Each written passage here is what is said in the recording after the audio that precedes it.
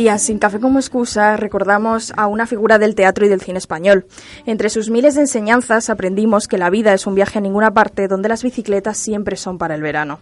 Su nieta ha decidido recabar todos los textos que en algún momento se quedaron traspapelados entre cientos de obras. Teatro. 1088 páginas de genialidad de Fernán Gómez. Bienvenida a Telón y Cuenta Nueva, Elena de Llanos. Muchas gracias por invitarme. Gracias a ti por estar con nosotros y por acercarnos esta obra que me parece un tesoro. Todo hay que decirlo. Pues, bueno, desde luego, sí, una especie de tesoro escondido. Sí. Porque estaba ahí entre cajones, último ordenador, carpetas en las baldas más altas de estanterías ya olvidadas. Y bueno, en ese sentido sí, un tipo de tesoro es, sí.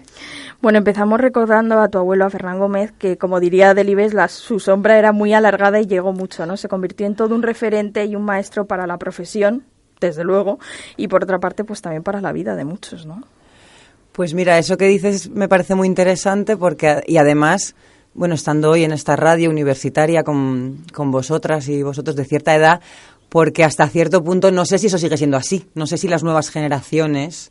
Hombre, yo creo que hay obras que sí que han calado. Mencionaba antes, las bicicletas son para el verano, aunque sea por obligación y buena obligación, en algún momento nos hicieron leerlo. Efectivamente, eso, claro, lo de que se lea en los institutos ha hecho que sí, que su nombre siga también. Bueno, y no su nombre, que es menos importante, sino lo que dejó escrito, claro, lo que tiene para aportar para el futuro. Sí, en ese sentido, pues es una manera de seguir vivo. O sea, yo cuento en el prólogo que a mí me hubiera gustado, cuando él murió, le dije a Emma Cohen, su compañera de vida durante 36 años, le dije que me hubiera gustado pasar más ratos con él, que yo creo que eso les pasa a muchas personas, ¿no? Que se muere un abuelo, una abuela y dices, pues me hubiera gustado hacer esto, otro. Y cuando yo le dije esto a Emma, ella me dijo, lo tienes en sus libros. Y es así, todas tenemos a Fernando en sus libros y aquí está para compartirlo. Bueno, la verdad es que formó parte de miles y miles de rodajes, yo creo que no se podrían contar, y de cientos de horas que se pusieron en pie. ¿Cuántas anécdotas o qué anécdota recuerdas que te contase? La eterna. Pues no te creas que recuerdo muchas anécdotas, ¿eh? No. Qué pregunta curiosa. Lo que sí, mucha gente me cuenta anécdotas de rodajes de mi abuelo. Eso sí, y eso es divertidísimo porque cada uno me cuenta una distinta. Incluso a veces me llegan versiones de la misma anécdota, como es natural. Y eso es divertidísimo. Pero fíjate que a mí me contara anécdotas, no recuerdo, no te podría decir ninguna. O sea, es que yo lo que más recuerdo de mi abuelo... son cuestiones sensoriales. Yo lo que más recuerdo de mi abuelo es su olor y la suavidad de su piel. Esto es lo que yo más presente tengo de él. Entonces, anécdotas así concretas de rodajes, ahora mismo así no me viene ninguna, lo lamento. Bueno, el olor siempre quedará ahí en la memoria, desde luego. Fue el primer cómico que formó parte de la Real Academia Española. Sí. Qué antecedente tan bueno, ¿no? Siempre al final los cómicos se han estado de cierta forma denostados y él, a pesar de ser quien era, siempre decía que bueno, él era un cómico de oficio, ni más ni menos. Uh-huh. Sí. Él se definía a sí mismo ya no solo como actor, sino específicamente como cómico, efectivamente, que era también la palabra que se usaba más cuando él comenzó. De hecho, él cuando comenzó era el hijo de la cómica, porque él también es hijo de actriz. De familias en general de actores. Entonces siempre estaba esta palabra y esta realidad. O sea, él se crió con este mundo en torno. Entonces, también él lo que cuenta es que de alguna manera no es que decidiera ser actor, es que era lo que tenía que ser. De alguna manera, él habla de esto a veces cuando le preguntan ¿cuándo descubrió su vocación? Dice, bueno, a mí es que la vocación casi como que me vino dada porque mi madre era actriz y es lo que era lo natural ser, de alguna manera. Claro, vivía en eso, ¿no? Uh-huh. Al final es inevitable. Algo parecido que te ha pasado a ti, por otra parte, que te dedicas al cine, ¿no? Sí, lo que pasa que yo de actuar actriz, bueno, pero ¿no? Formas parte de... Sí, de lo que más me dedico efectivamente es al audiovisual. Y supongo que algún tipo de influencia habrá tenido en esto, claro. Sí. Es inevitable. Bueno, lo que realmente para él y los cómicos fue casi es una raza, ¿no? Una raza especial que los cómicos eran, y él marcó esa raza, yo creo, marcó una generación de actores que muchos quedan y que podemos ver, ¿no? Yo creo que marcó una línea, ¿no te parece? A mí me parece que sí, pero él te diría que no, creo. O sea, porque de hecho él en algún momento lo dijo, que él le parecía que él había sido un actor, no cito de memoria, pero algo así como que él era un actor muy profesional, que se entregaba con profesionalidad a su trabajo, pero que no consideraba que hubiera abierto ninguna vía ni ningún camino nuevo para el futuro.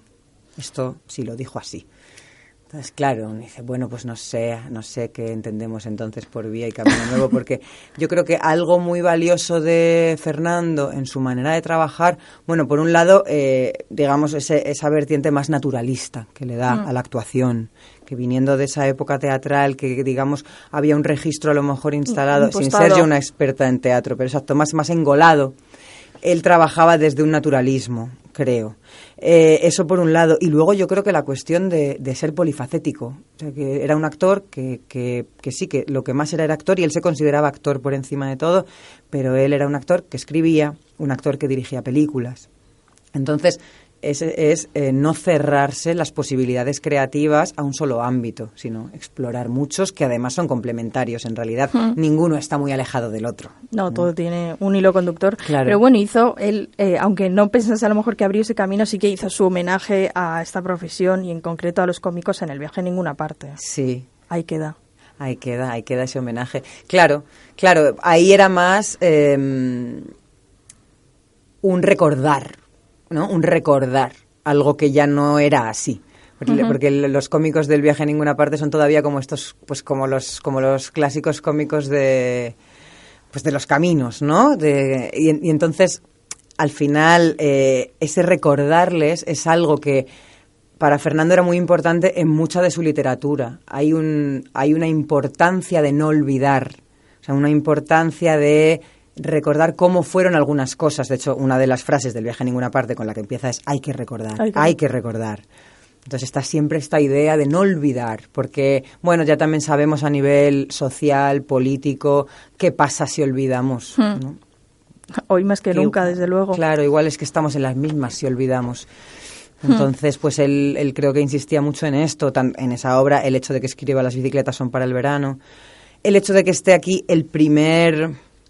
O sea, te voy a decir algo del texto, aunque igual me vas a preguntar tú ahora, pero porque hila con esto. Hay varios textos inéditos que también tienen que ver con esta relación de Fernando con el pasado, y es una manera de elaborar el pasado que siempre intenta ser traído al presente. O sea, no es un pasado aislado en una especie de tiempo cerrado, pretérito, no. Es un presente constantemente, que vuelve constantemente a través de anacronismos textuales, por ejemplo, de mezcla de tiempos, pero hace que tú estés pensando en que, ¿qué me estás diciendo ahora en el presente? O sea, ¿cómo estás llamando mi atención al momento en el que yo estoy viviendo? Y a mí eso me parece muy valioso. Y como yo creo que parece que era una persona muy perfeccionista, que le gustaba que todo quedase muy bien, ¿no? Entonces, como actor, como director, incluso como autor, ¿cuál crees que era la obra de la que él más orgulloso se sentía, o que decía, este es el mejor trabajo que he podido hacer? Es muy difícil elegir uno, porque hizo tantos, claro, que decirte uno... Pero él recordaba o de alguna forma decía, este fue el rodaje o el libro o el... Hay varios, o sea, te puedo decir que atendiendo a diferentes criterios. Del viaje a ninguna parte, precisamente decía que era la primera vez que había podido hacer todo lo que deseaba hacer en términos económicos, porque al final en cine, sobre todo, de lo que hablamos es de dinero. Entonces, tanto dinero, tanto puedes hacer, ¿vale? Que si no tienes buenas ideas, por mucho dinero que haya, eso se va a caer. Sí, por su propio peso. Claro, pero sin dinero, hay cosas que no puedes hacer en el cine, sin dinero. Porque el cine al final es eso, es un producto industrial, ¿no? Viene de ahí. Entonces, en ese sentido, el viaje a ninguna parte, él decía que había podido hacer todo lo que quería hacer. Y por tanto, la película en ese sentido quedó como él quería que saliera. Luego hay otras que han quedado a su gusto en cuanto a películas. En La vida por delante, él estaba bastante satisfecho. Es la primera película que él considera que ya es una obra en sí, como de dirección más cerradita, porque primero había dirigido 2, pero él mismo lo dice, que las dirigió para aprender. Y son películas prácticamente desconocidas, que yo recomiendo, pero también son difíciles de conseguir, que se llaman Manicomio y El mensaje, y son difíciles de conseguir. Pero bueno, La vida por delante es la primera que él, digamos, que defiende. Además del viaje a ninguna parte, ¿qué otras películas? Bueno, El mundo sigue. El mundo sigue, que recientemente, hará par de años o 3, fue editada y puesta en circulación, incluso tuvo un estreno en Madrid porque nunca se estrenó. Es una película verdaderamente valiosa a nivel formal y en cuanto al contenido, hecha en los años 60, que en su momento pues no pudo verse por problemas de diverso tipo. Pero yo creo que él estaba bastante orgulloso de esta película, aunque en el momento lo que se demostró con la falta de difusión es que igual no interesaba. Pero yo creo que él sí que hizo la película que quería hacer en ese caso. Muy importante. Bueno, y llega un día en el que decides sentarte en su despacho y buscar. ¿Por qué? Bueno, porque yo ya llevaba tiempo... Hasta llegar a esto que tenemos aquí, hasta este libro de 1088 páginas, todo empezó como una investigación para hacer una película sobre ellos. Y es un proyecto que comenzó hace 4 años, con Emma Cohen todavía viva, y es un proyecto que todavía sigue porque todavía no hemos realizado la película. Por esto también que te digo de los tiempos del cine y los plazos y los conseguires de los dineros. Pero en esta investigación que empieza con una pulsión cinematográfica, me voy encontrando con todo tipo de materiales que, si bien a mí me sirven para yo estar muy documentada de toda la obra, tanto de Fernando como de Emma, lo que se empieza a demostrar es que ahí hay mucho material que es interesante dar a conocer para quien quiera leerlo. Y entonces así es como una vez ya que Emma muere y me traslado a la casa y me sumerjo verdaderamente en su universo, empiezo a escarbar a fondo ya con... digamos, con ojos cinematográficos, pero ya también con ojos literarios, con ojos editoriales, o sea, con varios tipos de ojos un poco pulpos.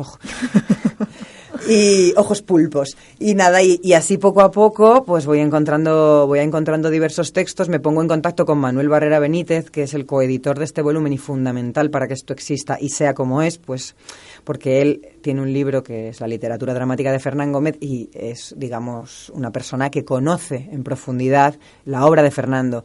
Entonces, ¿quién mejor que él para con estos nuevos hallazgos ver cómo le dábamos forma a este volumen? Y así empezamos a trabajar hasta dar con Galaxia Gutenberg, que eso también ha sido otro gran tesoro, porque es una editorial que trabaja con un gusto exquisito, con un rigor, con un cuidado por el libro, que a ya mí... no se ven. Yo no lo sé, no lo sé. Yo creo que las hay así y las hay que no son así, en este sentido. Entonces, me alegro mucho de haber dado con una de las que son así. Porque lo que hace es que te hace aprender más. O sea, yo he aprendido editando este libro y como yo me exijo bastante en el cuidado de los trabajos que hago, pero si tengo enfrente unas personas que también son exigentes, eso hace que yo me exija más y entonces todo va en buen camino. Una sincronía. Absolutamente. Entonces, gracias a que los editores, por ejemplo, contemplaron una propuesta mía que era, me gustaría introducir un pliego de imágenes al final, porque en esta casa taller de estos dos seres, Fernán Gómez y Emma Cohen, hay multitud de documentos, pero ya no están solo los textos en sí, es que está todo una constelación de cosas, pues desde programas de mano, afiches, notas de producción, desgloses, hay todo tipo, fotografías no sabes cuántas, o sea, pero vamos, cientos. Entonces, todo este material para investigadores pues te da una idea amplia de lo que era la producción cultural española de muchas décadas. No solo de lo literario, no solo de lo cinematográfico, no solo de lo teatral, de todo eso y al mismo tiempo de la producción de todo eso, porque ellos también producían en muchos momentos sus montajes. Entonces, bueno, pues gracias a Joan Tarrida, aquí, gracias a Galaxia, hay un pequeño pliego al final del libro con 16 páginas donde los lectores y lectoras pueden también disfrutar de una pequeña selección de estos materiales. Y yo me imagino que cuando uno llega a la casa, se sienta y ve todo eso, yo habría un momento de exasperación, personalmente. Sí. No hay un momento en el que dices, Dios mío, ¿pero por dónde empiezo? Hay muchos momentos. O que he cogido, que no, que he leído, todo me suena, no sé de nada, sé un poco de todo. Sí, es claro. No, eso es así. Lo que pasa es que, claro, ya va para 4 años. Esto yo lo que digo, yo venía de hacer una tesis, de acabar mi doctorado. Yo he hecho otra tesis. Sí. Sin tener título, pero siento que el tipo de investigación que yo he desarrollado tiene mucho que ver con lo académico. Porque gracias a mi formación previa, pues tenía una serie de herramientas que me lo permitían.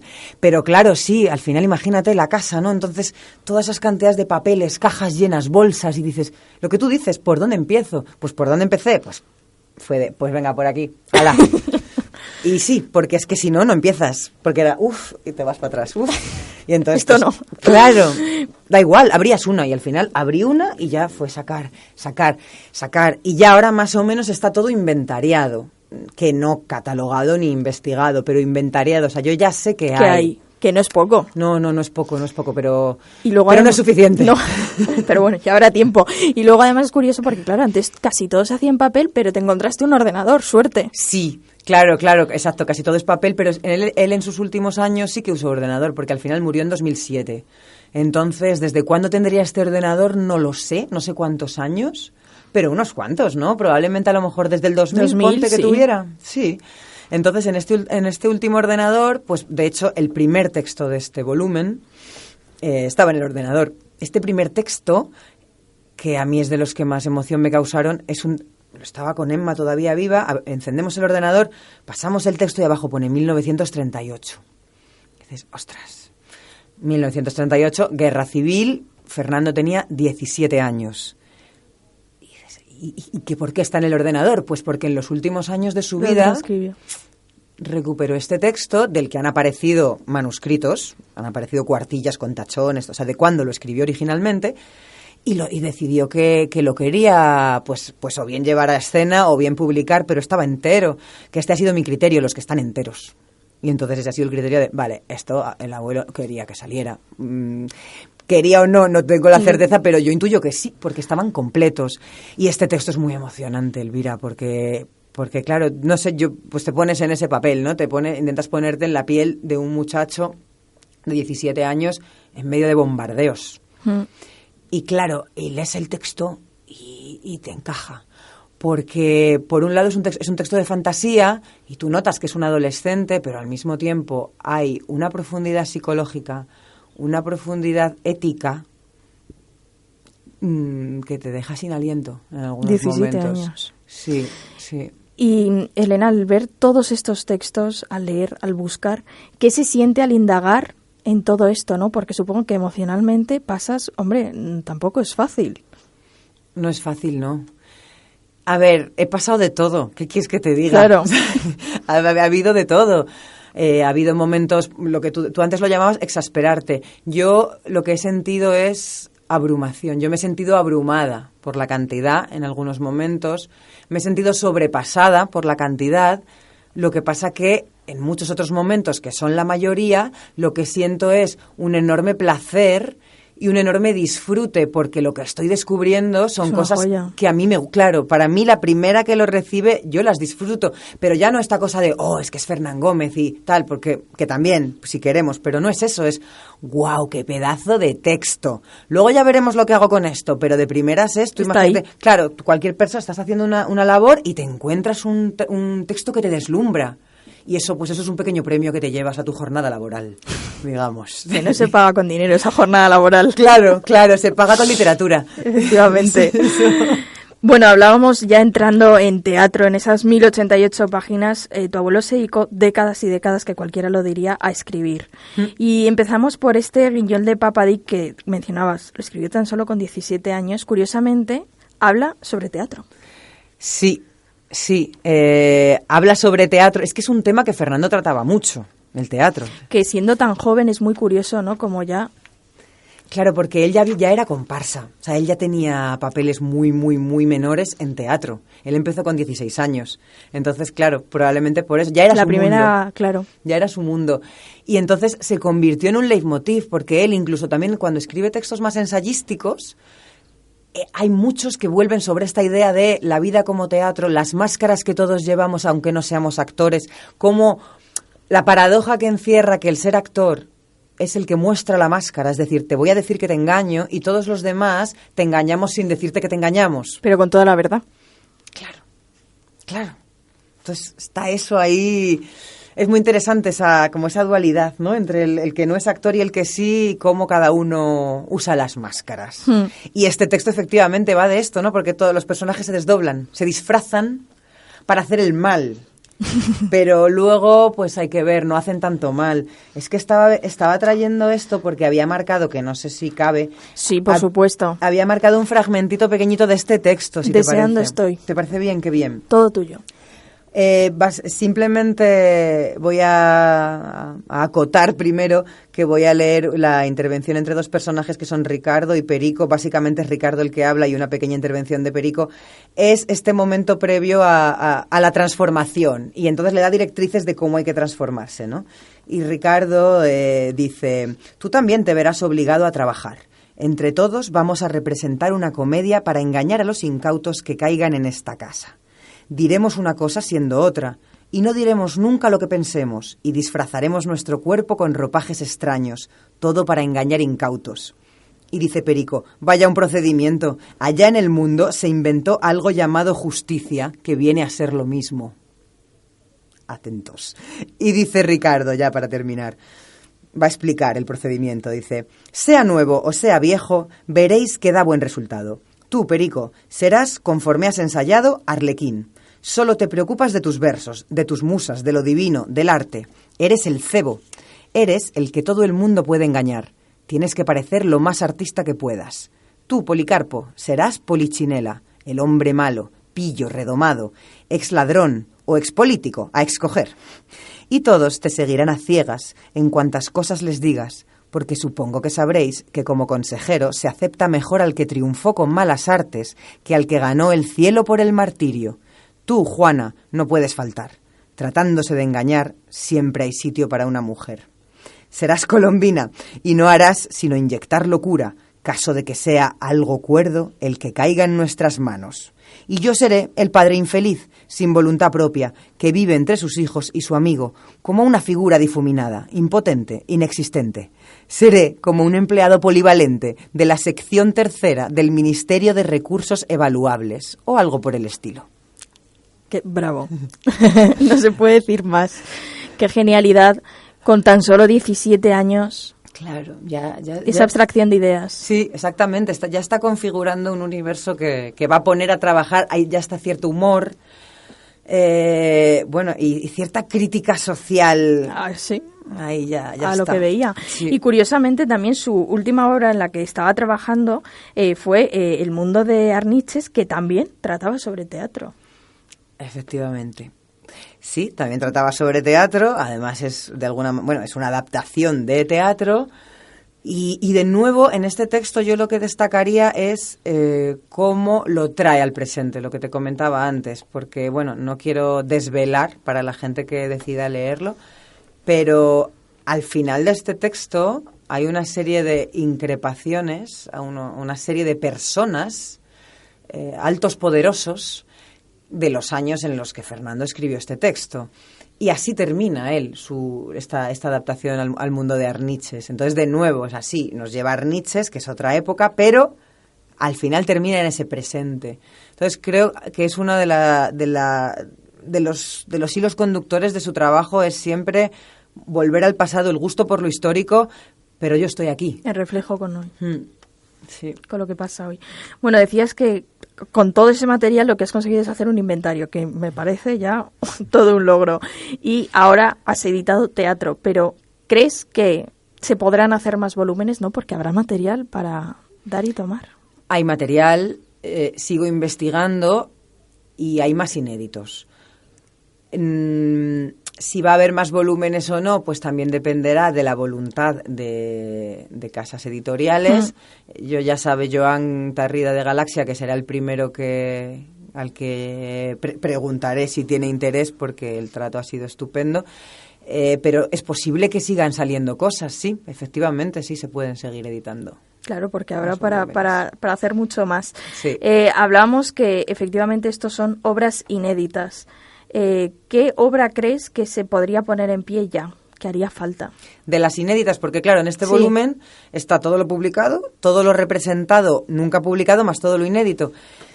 ¿Qué se podría poner, respecto a qué criterio? ¿Qué pondrías, no sé, qué pondrías tú en marcha? ¿Cuál pondría yo en marcha? Qué buena pregunta, porque además lo estoy precisamente con amigos, muy, muy amigos que se dedican al teatro, tanto a la dirección como a la interpretación. yo se lo he dicho, digo, tenéis que hacer una propuesta de esto ya, por favor, porque es gente muy buena que a mí me encantaría que fueran ellos los que lo llevaran a escena. Pero bueno, sí que deseo que alguien, y quien tenga ilusión en hacerlo, que lo lleve a escena. A mí hay varios textos que me parecen muy interesantes para llevarlos ahora mismo a escena y hay de todo. Hay uno que ya se representó y se publicó, o sea, está ya así categorizado, que es La coartada. A mí me parece que ese texto tiene algo de clásico y que por eso sigue apelando, sigue interpelándonos hoy y podría volver a representarse. Ese por un lado. A mí me apasiona el monólogo final, que es Soldado, que es un monólogo que apareció de apenas 4 páginas, donde habla un soldado que está dentro del cuadro de Velázquez, de las lanzas. Ese monólogo a mí me parece de una profundidad y de una, digamos, de una lucidez, de una claridad de ideas en boca de ese soldado. Claridad y sincretismo, porque son 4 páginas, pero esas 4 páginas te llevan a muchos lugares, a muchos tiempos, a muchas cuestiones de cómo nos relacionamos entre nosotros y cómo es el poder. Entonces, ese es otro texto que a mí me parece que se puede llevar ya. Y luego hay unos textos a los que yo le tengo mucho cariño, eso por decirte un poco uno de cada, un inédito, te he dicho uno publicado y representado, y ahora te voy a decir uno que se publicó pero nunca se representó, que es el primero que él escribió, digamos, de manera oficial y que editó, que se llama Pareja para la eternidad. Y se divide en 2 actos. Él decía que era un texto de vanguardia porque lo que se llevaba era eso, ser experimental, y que él probó a ser experimental, a ver cómo era eso. Y entonces creó dos escenas, protagonizadas la primera por un boxeador y un hada, y la segunda por una domadora y un paralítico. Y él decía, con estos personajes yo ya tengo una obra experimental, ya está hecha. Ya está. Y son, bueno, pues hay mucho humor, entre otras cosas, y experimentación, efectivamente, hay experimentación. Y a mí me parece que también, esas me gustaría también verlas en escena. Pero como digo, hay, como tú muy bien has dicho, hay 1088 páginas aquí y hay para todos los gustos. Bueno, es verdad que curiosamente escribió muchísimo en la proporción que se estrenó, ¿no?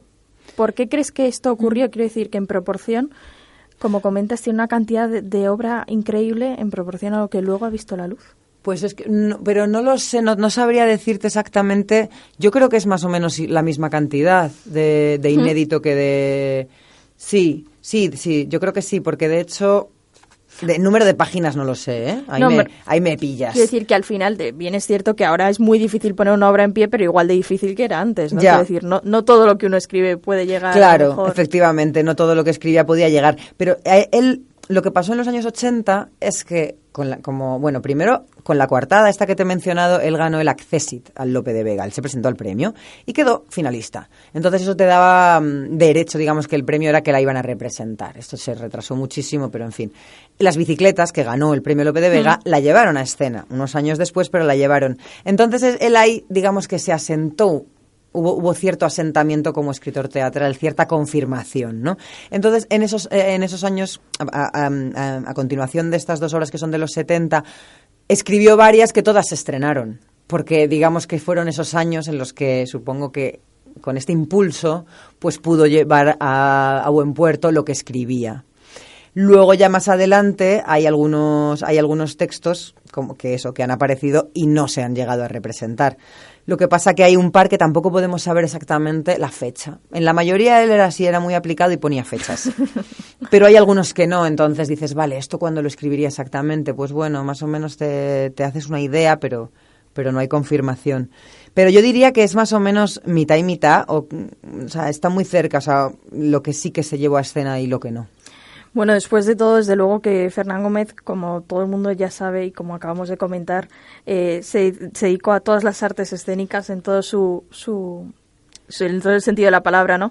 Pero ¿tú crees que él, en el fondo, que se consideraba más dramaturgo, más autor, más director? Él se consideraba, que esto él lo decía, y como él era bastante sincero, creo que podemos confiar de las palabras. O sea, por eso yo creo que también es una persona que no deja indiferente, porque es sincero. Y cuando uno es sincero, pues bueno... Atraviesa. Claro, sí, totalmente, ¿no? Porque además la sinceridad pues es imprevisible, ¿no? Sí. No te van a decir lo esperable siempre. Y eso era maravilloso. El caso es que él decía que él se consideraba actor. por encima de todo, que su profesión era la de actor. Y lo demás, decía, son como tareas secundarias, pero también yo creo que tenía que ver con una especie de humildad, con no saber si él está capacitado, si verdaderamente él está a la altura. Y también porque decía que escribir le parecía más difícil. Que aunque le producía más placer, él decía que lo que más placer le producía era escribir, pero también le parecía una tarea más difícil que actuar, que parecía que le salía solo, ¿no? O sea, le ves actuar y parece que no está haciendo, haciendo nada. Efectivamente. ¿No? Es esta cosa de lo pequeño. Sí. Que lo hace fácil. Sí. Bueno, Elena, después de todo este recorrido de haber buscado, de haber leído, supongo que has redescubierto a tu abuelo. Sí, totalmente. Digamos, yo lo suelo poner en términos de que le conozco más. O sea, yo le conozco más desde que no está físicamente. Esto es así. O sea, yo paso mucho más tiempo con él desde que no está. Es así. Porque está en sus textos, está en las notitas, está en los storyboards. Hay unos storyboards maravillosos que hacía para las películas, a varias técnicas. O sea, los hay acuarela, los hay a lápiz, los hay a cera Manley, que dime tú si eso era necesario. Hombre, pues no, pero gusto tiene un mérito, por la creación. Tiene un mérito, desde claro. luego. Y sí, le conozco más y lo que conozco me gusta. Entonces me llena de satisfacción, de alegría, y para mí es un aprendizaje muy grande poder seguir aprendiendo de un abuelo, aunque ya no esté.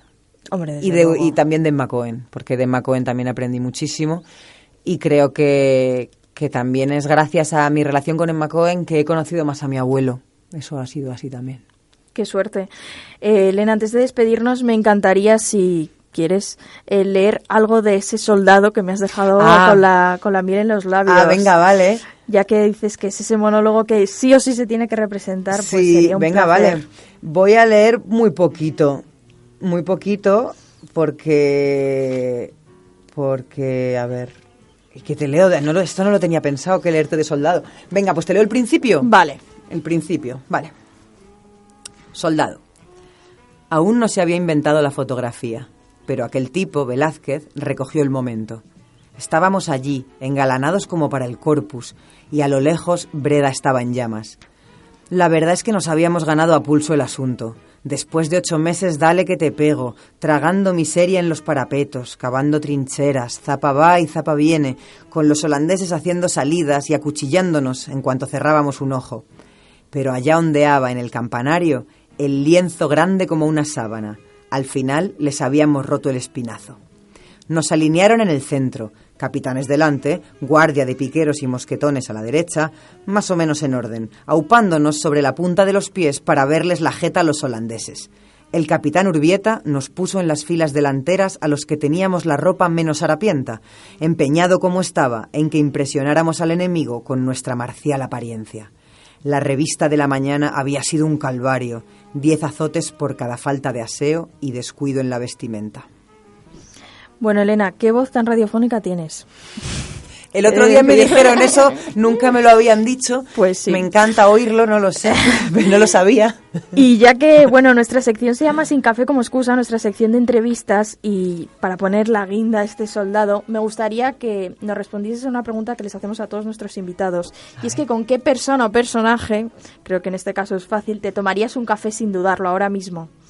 ¡Ostras! Puede ser real, ficticio. ¿Del libro? O de la vida en general. Puede ser un personaje, un autor, un director, qué sé yo. ¡Qué difícil! Pues bueno, ya lo sé, no me acuerdo del nombre, el apellido es Siama, que con la directora de Retrato de una mujer en llamas, que está ahora en los cines, con la directora de esa película que me ha fascinado. Y en una palabra, después de haber editado este teatro, dirías que para ti, ¿cuál es el sinónimo de teatro? Vida. Pues Elena de Llano, muchísimas gracias por habernos presentado este teatro, estos textos, algunos inéditos de Fernán Gómez. Gracias por haber estado con nosotros y enseñarnos una faceta más. Gracias a ti, me ha encantado esta conversación, de veras lo he disfrutado muchísimo. Me has hecho preguntas y comentarios que me hacen pensar, lo cual es muy estimulante y muy de agradecer. Gracias a ti.